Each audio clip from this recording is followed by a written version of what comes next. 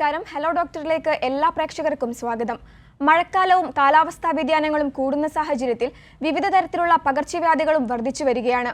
Viral പനികൾ മുതൽ ഡെങ്കിപ്പനി, എലിപ്പനി, ജലജന്യ രോഗങ്ങൾ വരെ ജനങ്ങൾക്കിടയിൽ ആശങ്ക സൃഷ്ടിക്കുന്നുണ്ട്. ഇത്തരം പകർച്ചവ്യാധികളെ എങ്ങനെ നേരിടാം എന്നതിനെക്കുറിച്ചാണ് ഹലോ ഡോക്ടർ ഇന്ന് സംസാരിക്കുന്നത്. അതിനായി നമുക്കൊപ്പം ചേരുന്നത് Kerala university of health sciences school of public ഹെൽത്തിൽ അസോസിയേറ്റ് പ്രൊഫസറായ ഡോക്ടർ TS അനീഷാണ്. സാർ നമസ്കാരം. ഹലോ ഡോക്ടറിലേക്ക് സ്വാഗതം. നമസ്കാരം സാർ, ഇപ്പോഴത്തെ കാലാവസ്ഥയിൽ പ്രധാനമായും ഏതെല്ലാം തരത്തിലുള്ള പകർച്ചവ്യാധികളെയാണ് ആളുകൾ ശ്രദ്ധിക്കേണ്ടത്? സാധാരണയായി കൂടുതൽ റിപ്പോർട്ട് ചെയ്യുന്ന രോഗങ്ങൾ ഏതൊക്കെയാണ്? ഇതൊരു വളരെ പ്രധാനപ്പെട്ട സമയമാണ് പകർച്ചവ്യാധി നിയന്ത്രണത്തിനെ സംബന്ധിച്ചിടത്തോളം. കാരണം കേരളത്തിലെ ഏറ്റവും പ്രധാനപ്പെട്ട മിക്ക പകർച്ചവ്യാധികളുടെയും തുടക്കം ഏതാണ്ട് ഈ പറയുന്ന കാലവർഷത്തിന് മുന്നോടിയായിട്ടുള്ള ദിവസങ്ങളിലാണ്. അപ്പോൾ ഈ സമയത്തുള്ള കൊതുകിൻ്റെ സാന്ദ്രതയാണ് മഴക്കാലം ആകുമ്പോഴേക്ക് വളരെ വലിയ ഡെങ്കിപ്പനിക്ക് കാരണമാകുന്നത്. ഡെങ്കിപ്പനി മാത്രമല്ല, എലിപ്പനിയും ഡെങ്കിപ്പനിയുമാണ് ഈ മഴക്കാലത്ത് നമ്മൾ ഏറ്റവും അധികം ശ്രദ്ധിക്കേണ്ട രണ്ട് പ്രധാനപ്പെട്ട രോഗങ്ങൾ. അതോടൊപ്പം തന്നെ ഈ സമയത്ത് മറ്റ് കൊതുകുജന്യ രോഗങ്ങളായിട്ടുള്ള ജപ്പാൻ ജ്വരം, വെസ്റ്റ് നൈൽ ഫീവർ, ചിക്കൻ ഗുനിയ, അങ്ങനെ ചിക്കൻ ഗുനിയയെ സംബന്ധിച്ചിടത്തോളം വളരെ പ്രാധാന്യമുള്ളത് ലോകാരോഗ്യ സംഘടന വളരെ വലിയ ചിക്കൻ ഗുനിയ ഔട്ട്ബ്രേക്ക് ഉണ്ടാകും എന്ന് റിപ്പോർട്ട് ചെയ്തിട്ടുണ്ട് ഇതിനകം തന്നെ. അതോടൊപ്പം തന്നെ സിക്ക എന്ന് പറഞ്ഞ രോഗം, ഇത്തരത്തിൽ കൊതുകുജന്യ രോഗങ്ങൾ വളരെയധികം വർദ്ധിക്കാനുള്ള സാധ്യതയുണ്ട്. അതോടൊപ്പം ഈ ജലജന്യ രോഗങ്ങൾ, വയറിളക്ക രോഗങ്ങൾ, ഹെപ്പറ്റൈറ്റിസ് അതുപോലെയുള്ള രോഗങ്ങളും വർദ്ധിച്ചു വരാനുള്ള സാഹചര്യമുണ്ട്. കേരളത്തിൽ എല്ലാ വർഷവും ഈ ജൂൺ ജൂലൈ മാസം ആകുമ്പോഴേക്കും രോഗങ്ങളുടെ കാര്യത്തിൽ, പകർച്ചവ്യാധികളുടെ കാര്യത്തിൽ വളരെ വലിയൊരു വർധനവ് കാണാറുണ്ട്. അത് ഇത്തവണയും ഉണ്ടാകാനാണ് സാധ്യത. അപ്പോൾ വളരെയധികം കരുതലോടുകൂടി ഇരുന്നില്ല എന്നുണ്ടെങ്കിൽ വളരെ കൂടുതലായിട്ട് പകർച്ചപ്പനി പടർന്നു പിടിക്കുന്ന ഒരവസ്ഥയിലേക്ക് കാര്യങ്ങളെത്തും. പൊതുവെ പകർച്ചവ്യാധികളെ എങ്ങനെ പ്രതിരോധിക്കാം? ശ്രദ്ധിക്കേണ്ട അടിസ്ഥാന കാര്യങ്ങൾ എന്തെല്ലാമാണ്? പകർച്ചവ്യാധികൾ ഇപ്പോൾ വ്യക്തിപരമായിട്ട് നമുക്ക് പകർച്ചവ്യാധികൾക്കെതിരെ കുറച്ച് കാര്യങ്ങൾ ചെയ്യാനായിട്ട് കഴിയും.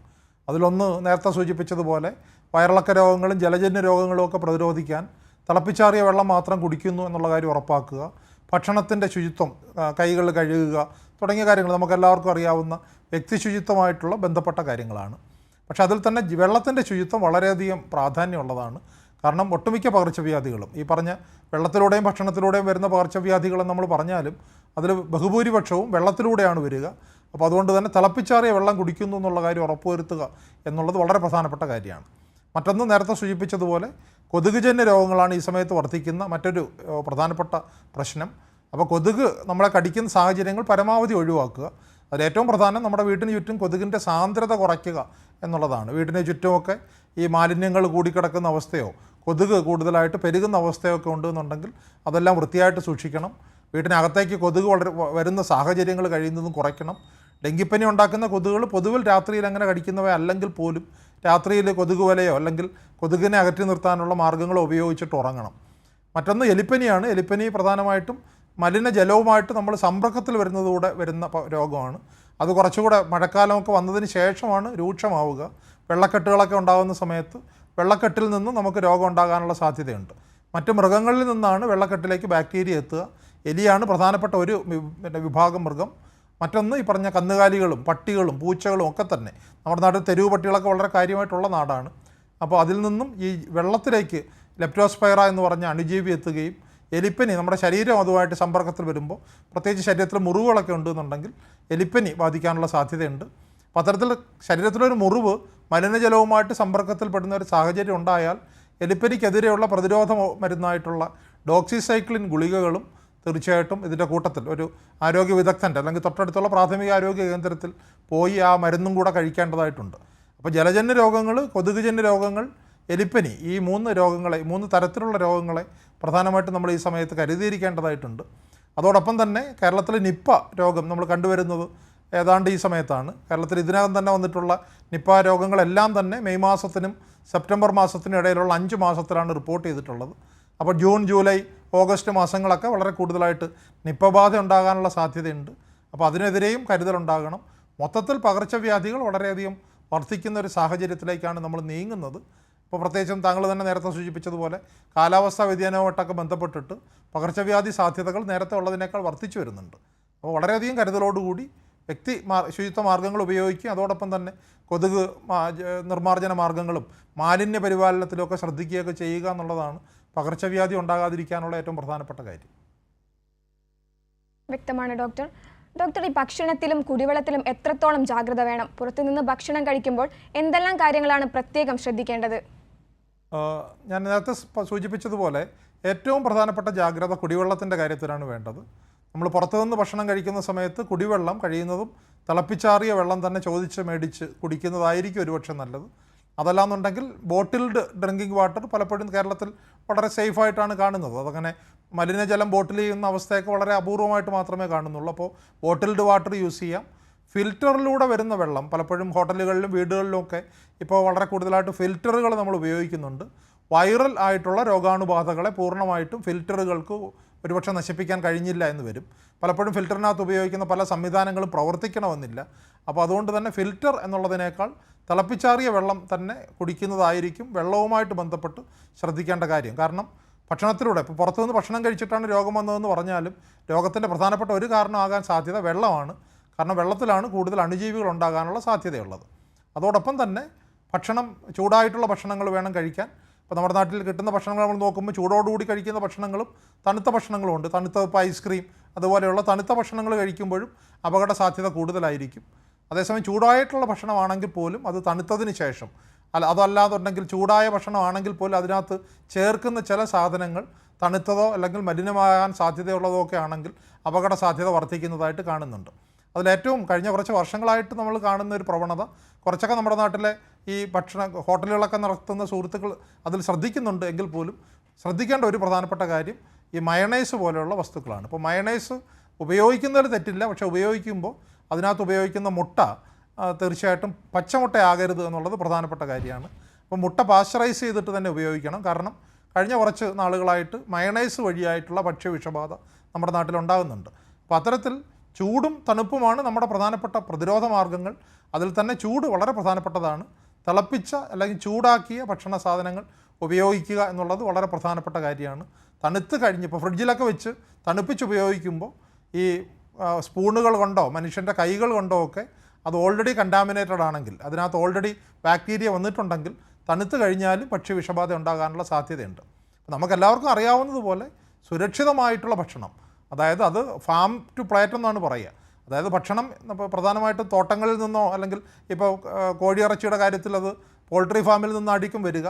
അപ്പോൾ എവിടെ നിന്നാണോ ഈ കോഴി വരുന്നത് അവിടെ മുതൽ നമ്മുടെ പ്ലേറ്റിലെത്തുന്നത് വരെ അതിനകത്ത് മലിന വസ്തുക്കൾ കലരാനുള്ള സാഹചര്യങ്ങൾ ഒഴിവാക്കിയാൽ മാത്രമേ ഭക്ഷണവുമായിട്ട് ബന്ധപ്പെട്ട പകർച്ചവ്യാധികളെ നമുക്ക് തടയാനായിട്ട് കഴിയുള്ളൂ. വ്യക്തമാണ് ഡോക്ടർ. നമുക്കൊപ്പം ഇപ്പോൾ ഒരു പ്രേക്ഷകൻ ചേരുന്നുണ്ട്. പാലയിൽ നിന്നും അനീഷാണ്. ഡോക്ടറോട് ചോദിച്ചോളൂ. ബഹുമാനപ്പെട്ട ഡോക്ടർ, നമസ്കാരം. നമസ്കാരം അനീഷേ. ഡോക്ടർ, ഒരു സംശയം ചോദിക്കാനായിട്ടാണ്. ഇപ്പോൾ ഈ വിലപ്പെട്ട സമയം ഡോക്ടർ, എനിക്കൊരു 8 വർഷം മുമ്പ് ഒരു പൊതുവരിൽ നിന്നും എനിക്ക് ഡെങ്കിപ്പനി ഉണ്ടായിരുന്നു. അത് കഴിഞ്ഞിട്ട് എനിക്ക് പനിയൊന്നും ഉണ്ടായില്ല. BP ഉണ്ട്, അതിന്റെ മരുന്നൊക്കെ കഴിക്കുന്ന ഒരു സ്ട്രോക്കും ഒക്കെ ഉണ്ടായിട്ടുണ്ട്. നല്ല മരുന്നൊക്കെ കഴിക്കുന്നുണ്ട്. അതുമായിട്ടുള്ള പ്രശ്നങ്ങളൊന്നുമില്ല. ഇനിയും എനിക്ക് ഒരു പനി ഉണ്ടായാൽ ഡെങ്കി ആകാനുള്ള സാധ്യതയുണ്ടോ എന്നറിയാനായിട്ടാണ് വിളിക്കുന്നത്. നമ്മൾ ഇതുമായിട്ട് ബന്ധപ്പെട്ട ചില സാങ്കേതികമായിട്ടുള്ള കാര്യങ്ങളുണ്ട്. താങ്കൾ അതിനെപ്പറ്റി ഓർത്ത് വളരെയധികം ഭയപ്പെടേണ്ട ഒരു സാഹചര്യം ഇല്ല. എങ്കിൽ പോലും സാധാരണ അളവിൽ രീതിയിൽ നമുക്ക് ഡെങ്കിപ്പനി വരുമ്പോൾ പലപ്പോഴും അറിയാനായിട്ട് കഴിയില്ല. ആദ്യത്തെ ഡെങ്കിപ്പനി ഇപ്പം നമ്മളിപ്പോൾ ഡെങ്കിപ്പനി വന്നിട്ടുണ്ട് നമുക്കറിയാവുന്ന 100 പേരിൽ ഒരു 10 പേർക്കോ 15 പേർക്കോ മാത്രമേ അവർക്ക് വന്നത് ഡെങ്കിപ്പനിയാണ് എന്ന് തിരിച്ചറിയാനായിട്ട് കഴിയുന്നുള്ളൂ.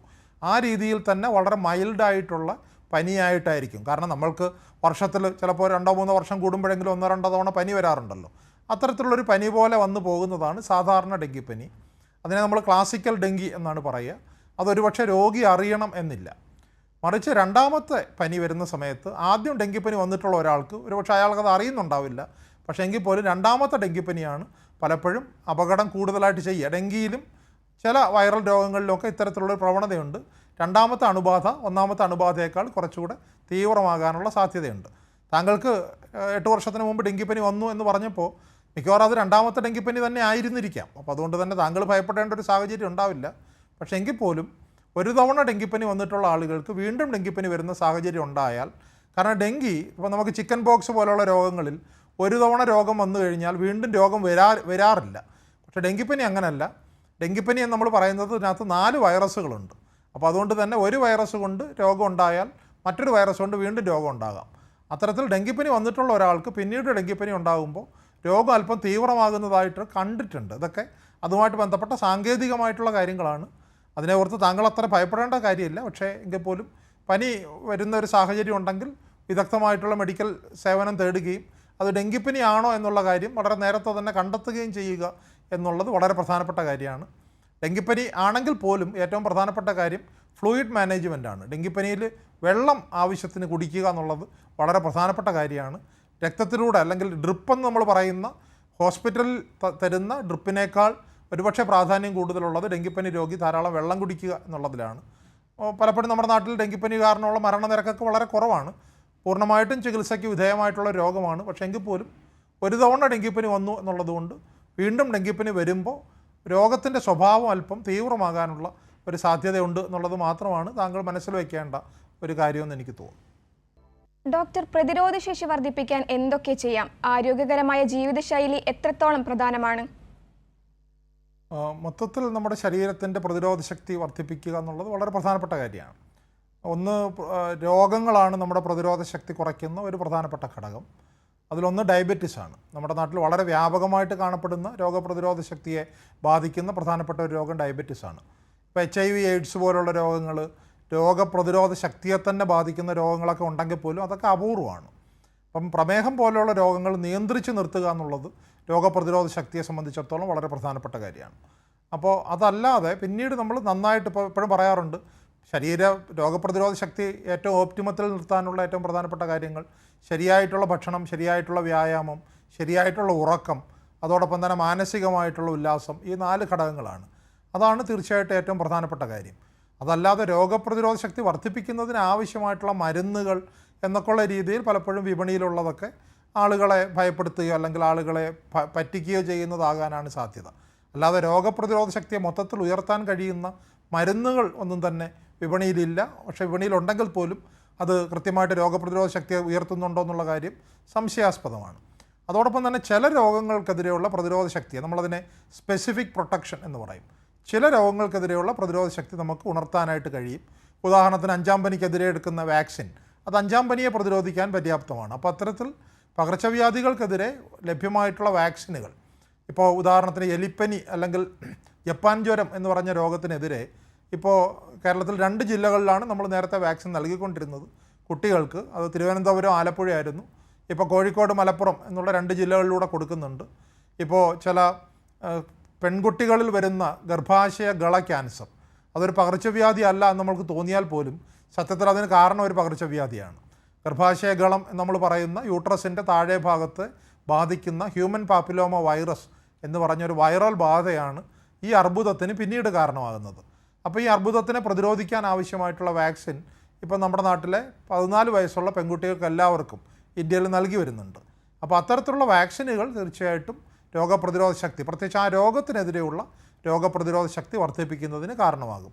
അതോടൊപ്പം ഞാൻ നേരത്തെ പറഞ്ഞതുപോലെ നല്ല ഭക്ഷണം, നല്ല വ്യായാമം, നല്ല ഉറക്കം, മനസ്സിന് ഈ പറഞ്ഞ സന്തോഷമായിട്ട് സമാധാനമായിട്ട് ഇരിക്കാനുള്ള ശ്രമം തുടങ്ങിയ 4 കാര്യങ്ങൾ തീർച്ചയായിട്ടും രോഗപ്രതിരോധ ശക്തി വർദ്ധിപ്പിക്കാനായിട്ട് സഹായിക്കും.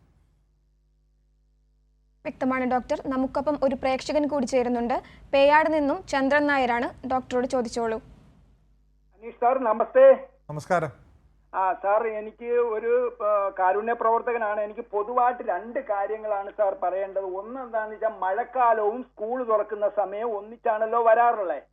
അപ്പോ നമ്മള് കുട്ടികളും രക്ഷിതാക്കളും, അതായത് ഇങ്ങനെയുള്ള വൈറസ് പനി അതുപോലുള്ള മറ്റുള്ള കാര്യങ്ങളിൽ നിന്നും രക്ഷപ്പെടേണ്ടതായിട്ടുള്ള ഈ 2 പേർക്കും, രക്ഷിതാക്കൾക്കും കുട്ടികൾക്കും. സാർ, അതുകൂടാതെ രണ്ടാമതെന്ന് വെച്ചാൽ ഇപ്പോൾ ഈ എംബോളോ വൈറസ് എന്ന് പറഞ്ഞുകൊണ്ടൊരു സംഗതി വന്നിട്ടുണ്ടല്ലോ സാർ, അതിന്റെ സാധ്യതകളും അതിൽ ജനങ്ങൾക്കുള്ള ആ സംശയങ്ങളും ഒന്ന് ദൂരീകരിച്ചു കൊടുക്കണം സാർ. ഇത്രയേ ഉള്ളൂ സാർ. തീർച്ചയായിട്ടും വളരെ പ്രധാനപ്പെട്ട 2 കാര്യങ്ങളാണ് താങ്കൾ പറഞ്ഞത്. അതിലൊന്നാമത്തെ, സ്കൂൾ തുറക്കുന്നു. എപ്പോഴും ഉള്ളൊരു അവസ്ഥയാണ് നമ്മുടെ നാട്ടിലെ പകർച്ചവ്യാധി കാലവും സ്കൂൾ തുറക്കൽ കാലവും ഒരുമിച്ചാണ് എന്നുള്ളത്.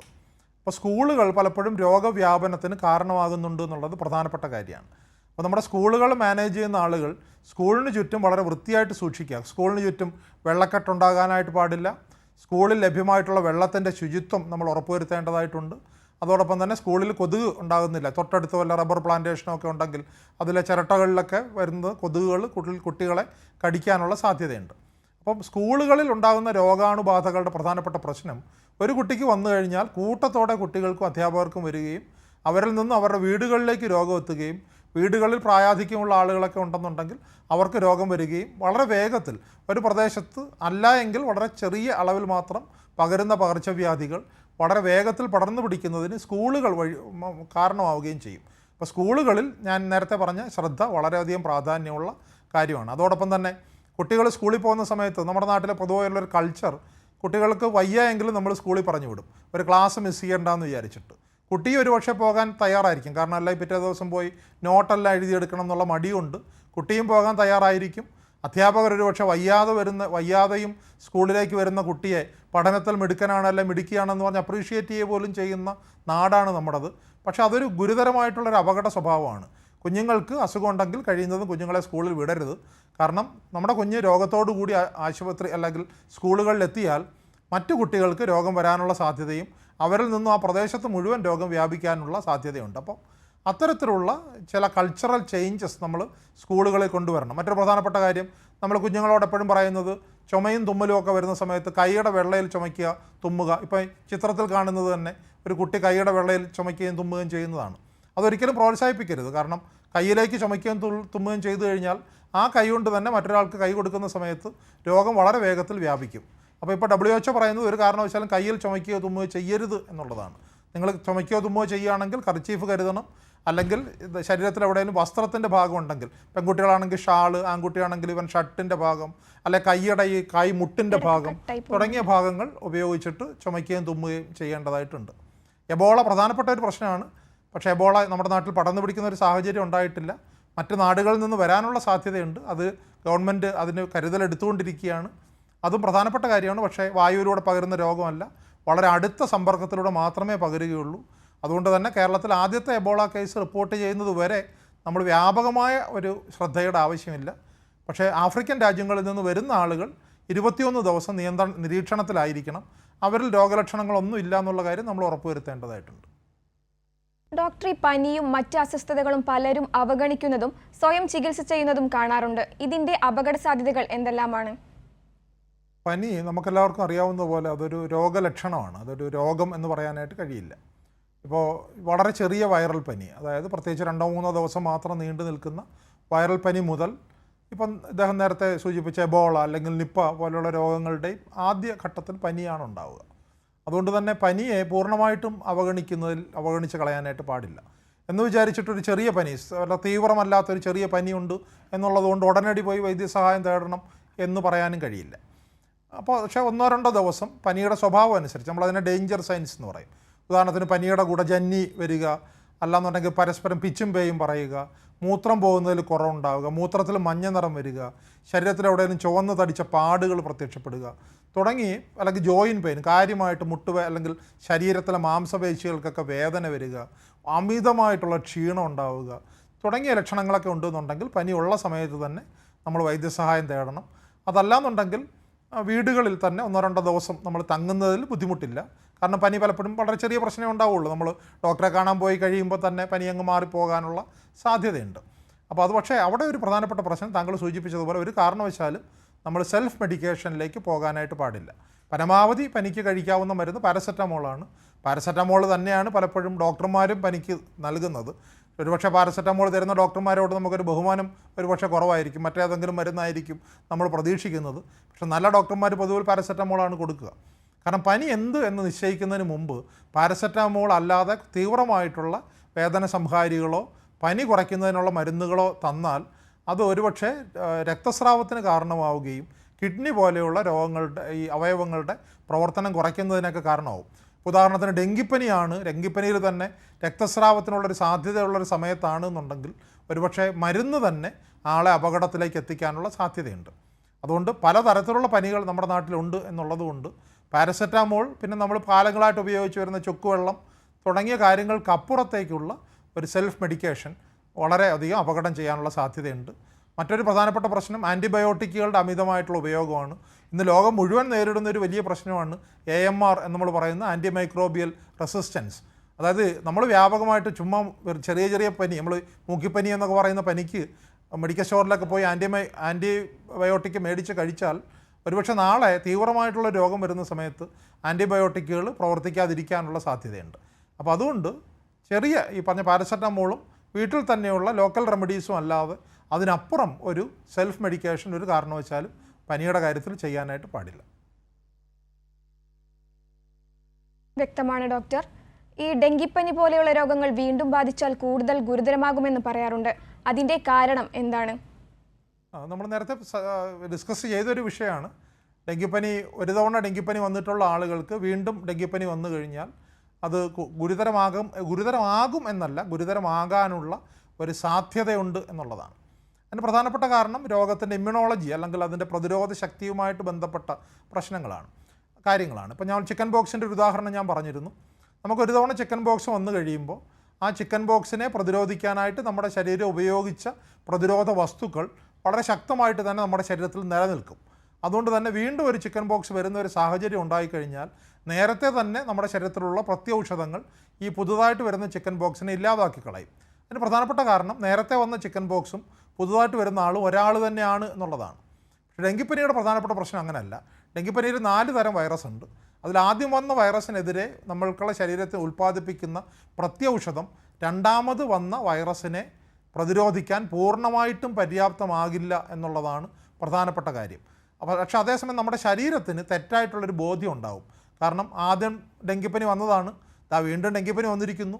ആ ഡെങ്കിപ്പനിയുടെ വൈറസിനെ നമ്മുടെ ശരീരം നെഗ്ലക്റ്റ് ചെയ്യാനുള്ള സാധ്യതയുണ്ട്. അതായത് നമ്മുടെ ശരീരത്തിലെ ഇമ്മ്യൂണിറ്റി ആ ശരീരത്തിനെതിരെ ആ വൈറസിനെതിരെ പ്രവർത്തിക്കാതെ വൈറസിൻ്റെ മൾട്ടിപ്ലിക്കേഷൻ, വൈറസിൻ്റെ വർധനവിന് അത് കാരണമാവുകയും നമ്മളുടെ ഈ പ്രതിരോധ ശക്തി ഇല്ലായിരുന്നെങ്കിൽ ഒരുപക്ഷെ മൈൽഡായിട്ട് മാറുമായിരുന്ന ഡെങ്കിപ്പനിയെ വൈറസിൻ്റെ മൾട്ടിപ്ലിക്കേഷൻ കൂട്ടിയിട്ട് തീവ്രമായിട്ടുള്ളൊരു ഡെങ്കിപ്പനിയാക്കി മാറ്റുകയും ചെയ്യാനുള്ള ഒരു സാധ്യതയാണുള്ളത്. അത് പൂർണ്ണമായിട്ടും രണ്ടാമത്തെ ഡെങ്കിപ്പനി വന്നു കഴിഞ്ഞാൽ തീവ്രമായിരിക്കും, ICU വാസം വേണ്ടി വരും, അല്ലെങ്കിൽ വേറെ ഏതെങ്കിലും രീതിയിൽ പ്രശ്നം വരും എന്നുള്ളതല്ല.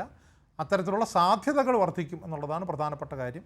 അത് നമ്മുടെ ശരീരത്തിൻ്റെ രോഗപ്രതിരോധ ശക്തിയുമായിട്ട് ബന്ധപ്പെട്ട ആൻറ്റിബോഡി മീഡിയേറ്റഡ് എൻഹാൻസ്മെൻറ്റ് എന്ന് പറയുന്ന, സയൻറ്റിഫിക്കലി അങ്ങനെയാണ് അതിന് പേരിടുക, ആ പറഞ്ഞിട്ടുള്ള ഒരു പ്രശ്നം കാരണമാണ് ഡെങ്കിപ്പനി, രണ്ടാമത്തെ ഡെങ്കിപ്പനി പലപ്പോഴും ആദ്യത്തെ ഡെങ്കിപ്പനിയേക്കാൾ അപകടകരമായി മാറാനുള്ള സാധ്യതയുള്ളത്.